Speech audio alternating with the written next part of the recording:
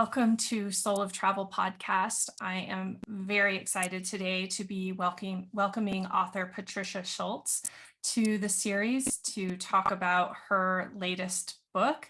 Those of you joining may be familiar with her first book, which is 1,000 Places to See Before You Die. And she has recently released Why We Travel, 100 Reasons to See the World. So I'm so excited to dive into this topic and learn about your new book today. Welcome to the podcast. Thank you. Thanks very, very, very much for having me. I really appreciate it. Thank you. Thank you. I first wanted to just start, and for those of you who are just listening, you're not going to see this, but I wanted Patricia to see, this is my copy of 1,000 Places to See Before You Die. It is a very well-loved book. I actually use this as a way to kind of share my love of travel and what I wanted from the world.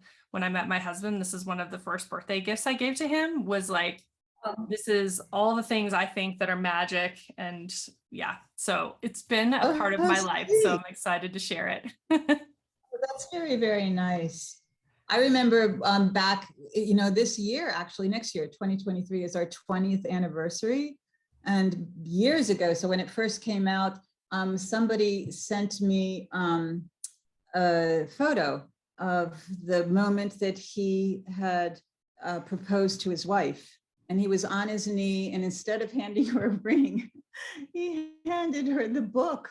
And he said, I want you to share my life with me. And this is where I want to promise to take you. So I would have said yes. Yeah, that would be pretty much a dream proposal. Kind of unconventional, but I thought it was very sweet.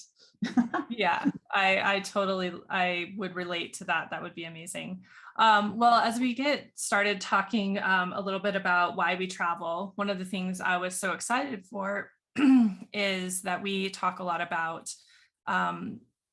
being intentional in your travel. And so I think understanding why we travel is a really important thing that is becoming a part of more and more conversations today. But for me, I would love to understand a little bit about what got you started traveling. I know that you were bit by the travel bug early. In this book, you share that you really found it hard to even leave summer camp adventures. You were just addicted to the experience of being out there in the world, and also found it really easy to set out on a gap year and explore. So I would love to know, what do you think pulled you in that direction? Like, what got you excited about getting out there and engaging with the world? That's a really good question. And I still don't, is it nature or nurture? My family didn't travel much. And I always, my ears pick up when I hear the conversation going in that direction, that people say, oh, we don't travel because I never traveled. My family didn't take us anywhere. And, they didn't take us anywhere either, except every August to the Jersey Shore. But I realized, yeah, that was somewhere, for a 4-year-old, that was a big deal. And it was a time of being removed from everything, as comfortable as my little bubble was. And we had very modest means, but enviable to many people I would see later elsewhere in the world. But it, removed me from my friends. It removed me from, play dates and pre-kindergarten and the structure of life as I knew it. And it was a break, and it was a breakaway. And I found it exhilarating. It was sun, sand, and surf, and everything that I didn't have at home. So I think we have this natural inclination, many of us, to see what is different from what we know, to see the other, to see the unusual, or to see things that, are, at maximum astonishing and exciting. And once you realize that that exists everywhere in the world, and you don't need to go very far to find it, you don't need to look very hard. Mm-hmm. It's pretty easy to find, but you do need the right eyes. You do need the right energy to get you up and out, because that's often the hardest part. To just close the front door behind you is often the most difficult thing. So I don't know where I inherited that from, but I sure had it in spades. And I was lucky that my parents, who did not have it at all, really all they wanted me to do was to go away to college, get a teaching degree, come home and teach second grade and marry the local postman. Or so I don't know what they wanted, but they didn't get it with me. But they were very understanding that what they did want from me is to do what brought me satisfaction and joy.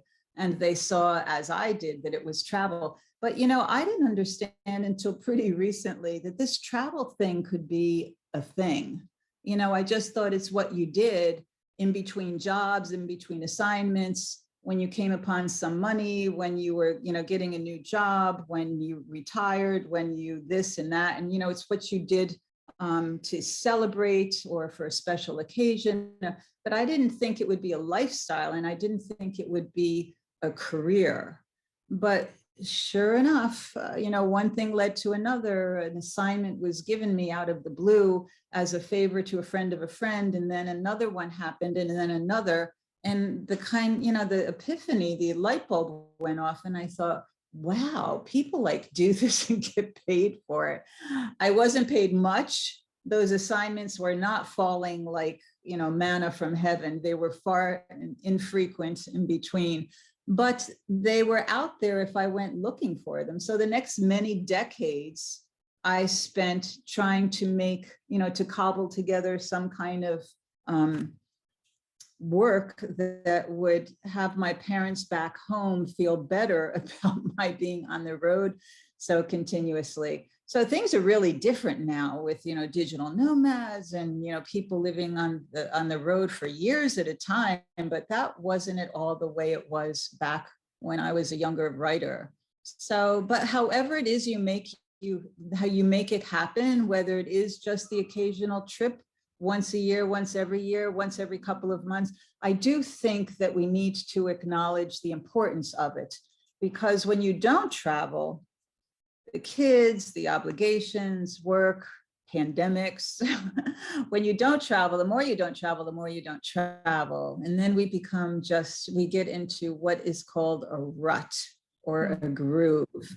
And also what is called a comfort zone. And it's called a comfort zone because it's very comfortable. And we're still in our sweatpants, Netflixing from this pandemic period where we were excused for doing nothing for long periods of time.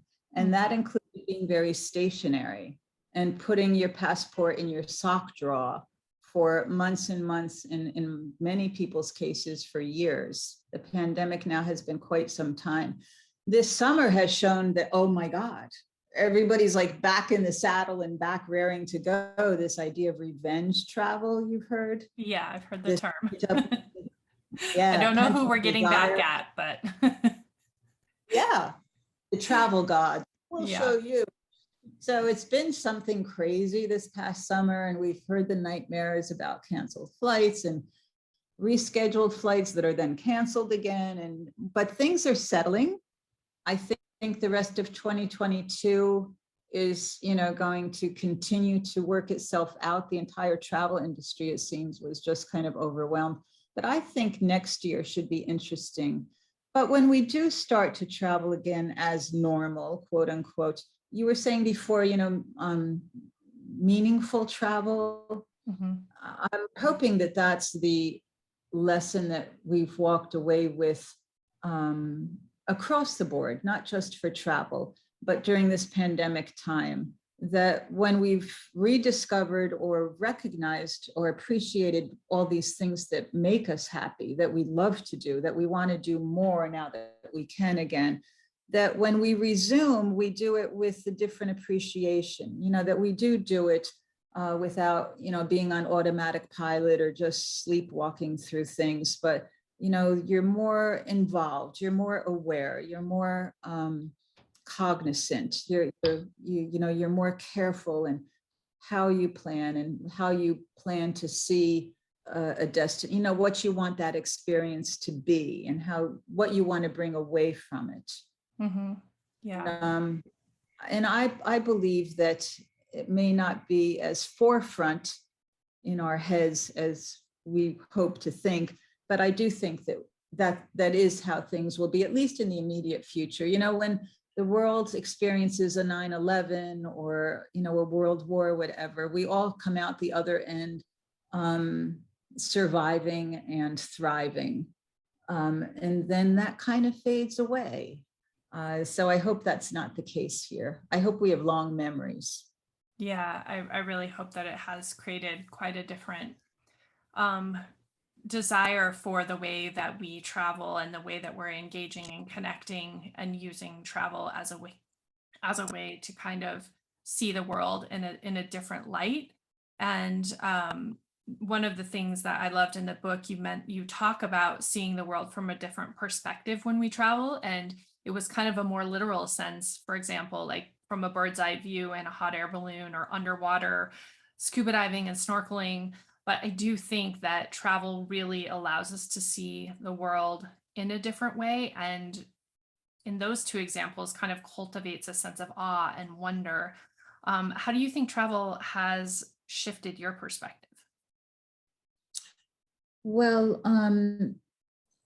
this is really silly, but it's the first thing that came to mind. But so I like to eat. And when I travel, I try to eat like everything. I don't have a really adventurous palate. I don't eat, you know, moving things on sticks in night markets in Beijing. You know, I draw the line, but I just love, you know, I'm Italian, so I love good food, and I love the social nature of spending hours over a meal where it just keeps coming and it's all homemade and it's all more delicious than anything you could have prepared yourself at home. So over time, I put on a few pounds during the pandemic while, you know, everybody was eating potato chips in front of the TV and, you know, rice pudding and all kinds of very healthy stuff. I don't know why I said rice pudding. I went on a diet and I lost many pounds. So as you wouldn't know, because you don't know me, but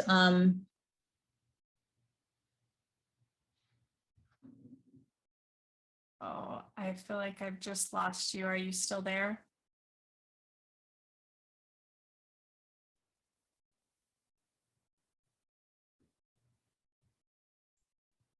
can you hear me? I can hear you now. I lost you for a moment. You were just saying that you had went on a diet and lost many pounds.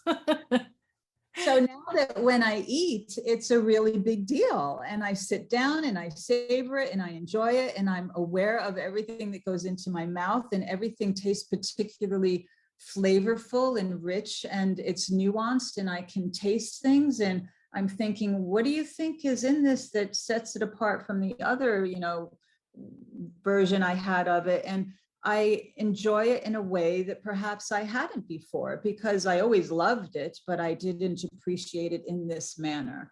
So I hope that we, you know, drink it all in, all of the experiences down the road that, you know, either we create for ourselves or present themselves, however it is that travel comes to us. Because I used to, you know, sit back and wait for this very exciting life to happen to me until I realized you need to make it happen yourself.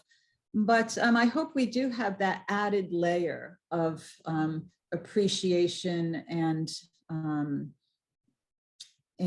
awareness of how special things are, whether it's a great meal or a great sit-down discussion with somebody you've just met in a city about which you know very little, be it your travel guide, your Uber driver, the waiter, you know, the girl sitting next to you at a cafe. So I think that it has made me more appreciative across the board in my life, in my home, in my friends, that suddenly we weren't seeing them.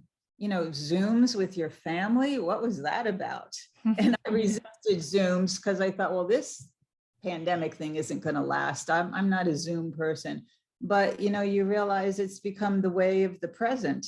So life shifts and changes and evolves over time, but what should change as well with us is our appreciation from the return to normalcy, or an improvement of what was normal, because normalcy for many people did not include, in the case of our discussion, travel. And I hope that people see that, there are no guarantees, and you've been talking about travel for the last 30 years. Well, it's time to do something.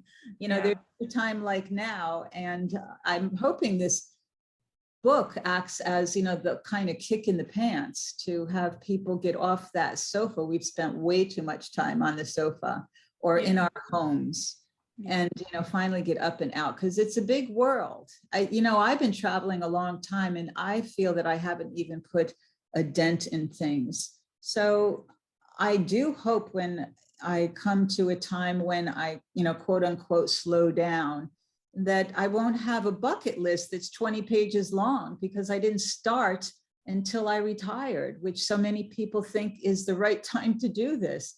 That I never understood, right? Because of a certain age, your knees are going, you're not as fit as you were when you were 20 or 30. And you suddenly have grandkids to worry about. You may not have children to worry about, but you have all kinds of other things to worry about. Most importantly, I think your health, because it's you're kind of a certain age when you start being more practical about being far from your doctors in a hospital and all of that. And unfortunately, it's enough to keep a lot of people home. So they live their entire lives with this bet that they're going to have the time or the effort and the money to ultimately travel, later in life, or when the kids are out of the house, or when they retire, and suddenly that time comes, and guess what? So ideally, we understand that the time is now, and there's no time like right now, and carpe diem. That's what I was going to say. I was going to say the perfect time to travel is always right now. Well, they say that there's another great expression: the perfect time to travel is yesterday. Yes, that is. And the second most perfect time is today. Yes. Time to travel and time to plant a tree was now and yesterday. One of the quotes in the book, and for people learning about the book right now, what I love quotes. So this made me happy, and beautiful travel pictures. So that's basically, there's that dispersed with stories from you, and stories just about kind of the ways that we can travel and why we travel. And so one of the quotes was, "Serendipity is the best tour guide." And this was told in connection with an experience you had in Morocco. And speaking of you loving food, it was like this mission for you to find the best couscous. And so I wanted to ask if you could share a little bit about that story. And for me, this is kind of one of the tips for traveling, is asking a local is the best way to uncover the magic of the destination. So could you share a little bit about how you found the best couscous in Morocco? Yeah, and it was, I still dream of it. It was that good. And they do eat camel. And yes, it tastes like chicken. So we were in Casablanca. We had come from Marrakesh and a number of other cities, and we went to the airport for what we thought was our, booked. Those were the days you had paper tickets, actually, that we had guarded with our lives, and brought them to the airport. There was no plane, never was a plane. It had canceled, it had disappeared. We still don't know what happened to that plane, but it wasn't leaving, and it wasn't leaving until the next day. And suddenly, our whole itinerary was upside down, because that really screwed things up. Right. Thank you very much, Morocco. We were very annoyed, but not so much, because how bad can it be, really? How bad can, we were still vertical, and we were still healthy, and we still had our minds and wits about us. And we walked outside.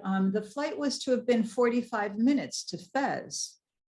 We decided that's pretty close. We weren't going to walk or hitchhike, but certainly we could find some kind of taxi or car service. And we found Mohammed, who was possibly the nicest, most gentle man in all of Casablanca, who is going to take us there in 4 hours flat in this dilapidated old taxi that was held together by duct tape. Didn't know that until he walked us over to the car. We were on our way to a Mercedes, and then he took a sharp right and brought us to like a 45 Mercedes.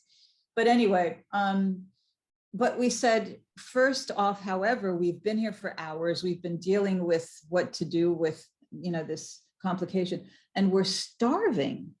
So we want couscous, and we want the best couscous in town, thinking he'd bring us to this kind of dive where all the taxi drivers, know is the best $3 plate of couscous in the country. And he got on his cell phone in a very animated conversation that went on forever. And he goes, get in the car, gonna have the best couscous, and people love this couscous. And so we're driving and through traffic, and he's dodging, lights, and it's crazy, like they're waiting for us.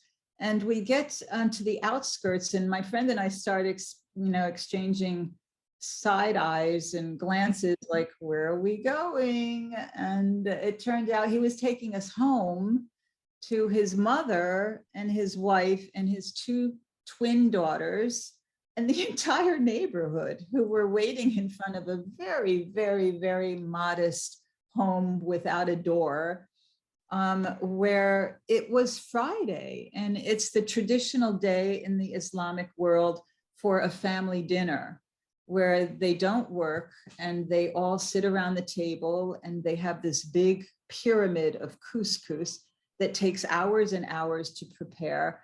And we sat down and were treated like family, like royalty, really, more so than family. And the 2 girls spoke French, because Morocco used to be a French colony, and they're studying it in school.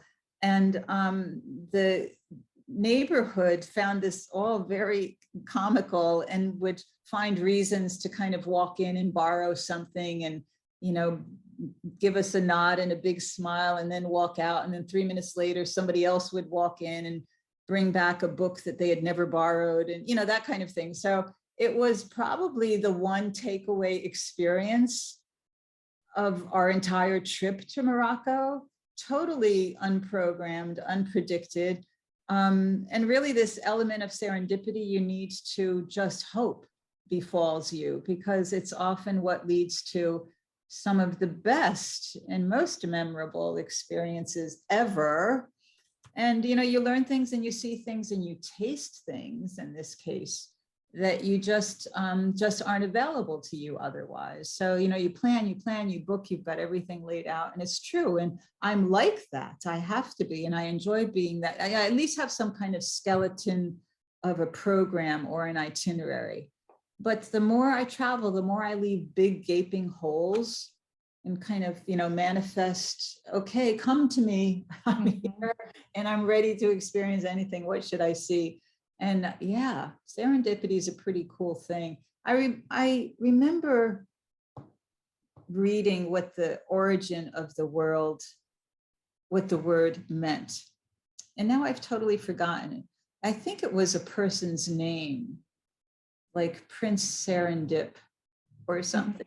I don't know, but whoever we owe it to, it's a wonderful word, and it's should always be part of our travel plans. Yeah, it's one of my very favorite words, and I actually don't know the origin, so I'll have to look that up. But I think that the real magic of travel always happens in the space between the things that we think are important. And so leaving space in your itinerary, I think, is one of the most important things that we can do. And I know it's hard as Western travelers that often have limited time and limited budget, and we want to make sure we're always getting the most bang for our buck and crossing things off the list. But I think those moments, like you just described, are the ones that we're actually going to remember. We're probably going to forget the museum that we stood in the line for, and then, this thing and that thing. But that connection and that unique experience, that's really what is so important, I think, about travel. And that's the thing that shapes us the most. And I think really is why we travel. For sure. I think that travelers are hesitant for a understandable reason. But once you kind of settle into your destination and you realize you're not going to be kidnapped, and you're not going to wind up in a slave market, or people aren't out to, steal your money or rip off your passport. But in the same breath, I always need to kind of, reel it in, because you do need to be cautious. And, I'm from New York City, so I'm sure I have a certain don't mess with me kind of attitude, like stand your ground. But there's also such a thing as, that sincere and authentic connection with people, where if you're a good judge of character, the sincerity just oozes from people. When the invitation or the possibility comes from the heart and is not some kind of manipulative, organized,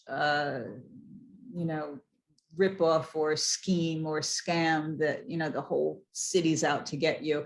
A lot of people just never leave the hotel lobby.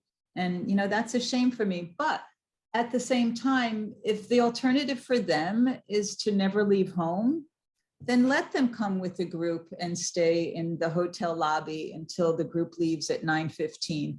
And then, go off with your newfound family, because look what's, otherwise they would be doing, like home at the bingo hall or, mowing the grass. So it's all good ultimately. But I think the more you travel and the more you become relaxed with the way that travel can be so many different things, and the difference between one destination and another, because not all destinations are New York City, or not all destinations are like Tokyo. They're not all intimidating. They're not all welcoming. They're not all easy to navigate. They're not all impossible to, so you just go with the flow, and each destination is quite unique and quite different, and you'll never see it all. You'll never see it all. Yeah. I get this, been there, done that. And I thought, I can't even hear that because it just is like nails on the chalkboard. You haven't seen it all, and you'll never have done all of that. So don't even run that by me, because I don't subscribe to that at all.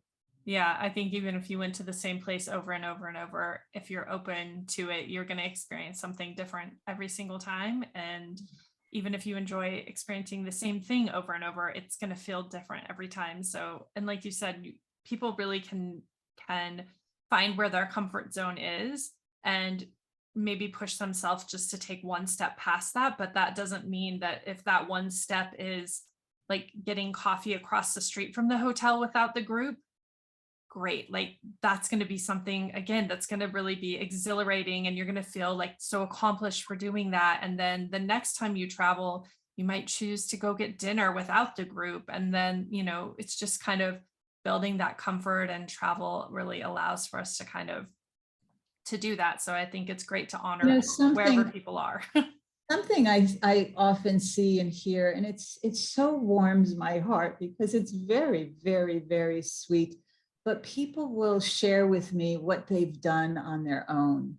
And you can tell that it's something new to them, and it's something about which they're very proud. And you can tell that it's really turned their life around. And it's often, is because of travel, or has to do with travel. And it often has to do with, going, as you said, going beyond what's comfortable. They've really pushed it, and they've really pushed themselves, and they've kind of shocked the people back home. You can just tell, it's about the time they went to wherever, and this is what they did. And they puff up with a certain pride, and that, it happened 20 years ago, and they're still remembering it. And it made a big difference. And I really respect that, because I have equal respect for people who do it as second nature and don't think twice about getting on a plane alone and going to another city and, going out and having coffee or dinner or breakfast or everything. But it's the people to whom it does not come naturally, but they make the effort, and that effort winds up coming back, quadruple fold. And it's very heartwarming to me, because they know that I'll appreciate it, or they hope that I'll appreciate it, because, we have this, mutuality of travel. But it's very nice. And I see myself in them. That was me, 20 years ago or 40 years ago. And I spent a lot of time in my hotel room because I was scared to death of what was out there, but exhilarated by the potential of what was out there. It was a real dichotomy. So you just need to find what is going to make you comfortable, but challenged enough so that you will leave home, but return in one piece. Yeah, that's a healthy balance to find. Well, there's one more quote that I really wanted to share from the book, and then I have a few rapid fire questions that I always end the podcast with. So the quote is from Pico Iyer, who is a travel writer that I love. He writes so beautifully about traveling. Abroad is the place where we stay up late, follow impulses, and find ourselves as wide open as when we are in love. And so I just think that's such a great quote for talking about why we travel, that wide openness and that connection. How do you think that travel allows that opening to come, or where have you noticed that opening? Well, I have this thing about Italy. You may have, I don't know, picked up on that. But, and I used to write guidebooks about Venice. And Venice is not Italy. It's not part of Italy. It's not part of Europe. It exists in its own universe. And it's very intimidating, especially for a non-Venetian. And I was writing guidebooks about a city that was a real enigma to me. But one of the quotes, because I, like you, love quotes, was about Venice specifically, because many of these quotes are Venice specific versus more generic quotes. And it just went on, and I don't even remember it. That's how much I loved it, about, this lifelong love affair with Venice. And I thought, yeah, that's what I'm in the middle of, a love affair with Venice. And I don't understand it at all, but it's the mystery and it's the allure and it's the promise of everything that Venice gives me that I so love, and why I go back time and again and again and again, even once the assignment stopped and the guidebook thing was behind me. And I would go back again repeatedly, even though I had no reason. It wasn't really on my schedule and it wasn't close by. And I would make the effort, and I would go sometimes for an afternoon and sometimes, for a weekend or a week. But I understand why certain destinations just draw us, and for reasons that are very different, and for reasons that oftentimes we can't explain or put on paper. But there's that mysticism. Former lives? Is it, just by chance? Is it something inherent about its history, or its smell, or it's in the case of Venice, this labyrinth and the mist and the mystery of it all? Or what is it that draws a particular traveler to a particular place with such a strong hold that doesn't exist for other people? I mean, how many people hate Venice? They would never go back if you paid them. So what was the question?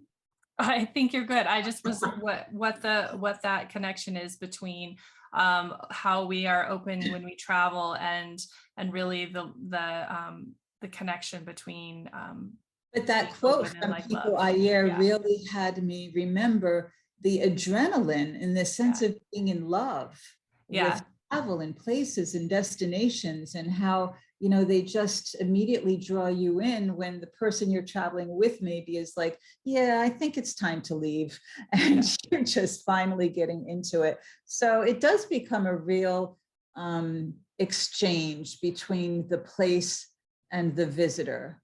And we are the interloper, we are the outsider, it is all new to us. And if you can kind of feel that you get a little bit beyond that, and you become a little bit of a local, but a whole lot of foreigner, then you've struck that sweet spot, because it's all still new to you, but you're comfortable enough with it that you understand it in ways that the traveler who's there for 10 minutes is never going to be able to say they have.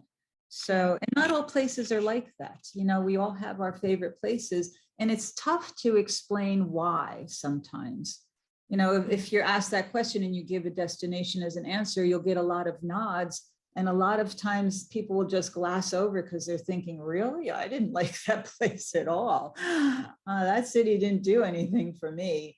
And here you're, counting the days until you can return again. So travel is a very, very personal thing.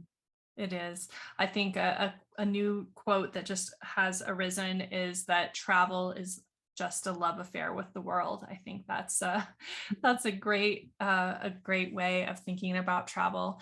Well, Patricia, I know that you are on a timeline today because you are promoting your new book. So I don't think we can jump into the rapid fire questions, because I always call them next time rapid fire-ish, and they're always more ish than rapid. So yes, next time we'll have to come back. I'd love to be able to bring you back, but thank you so much for coming, for sharing about your book, and for helping us to understand what's behind all of those reasons why we travel. Oh, thank you. Thanks very, very, very much. You're a kindred spirit, I can tell. Thank you. Thank you. So enjoy.